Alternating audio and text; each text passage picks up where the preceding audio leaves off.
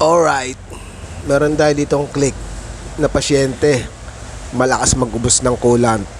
Okay?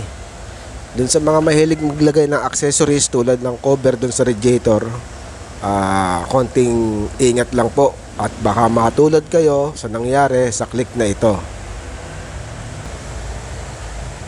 Alright, ayan. Yung accessories na to, yun yung inilagay ni customer.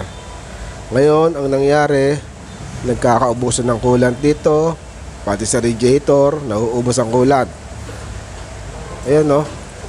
Ayan ang pinanggagalingan. Nabutas yung pinaka-radiator ni Click. Kaya ganyan ang nangyari. Ayan o. Katakot-takot na baon ng tubig ni Sir para lang makarating dito. At malamang sa malamang to, may nakapasok na matigas na bagay dito sa accessories na to na siyang naging dahilan ng pagkabutas nito. Alright?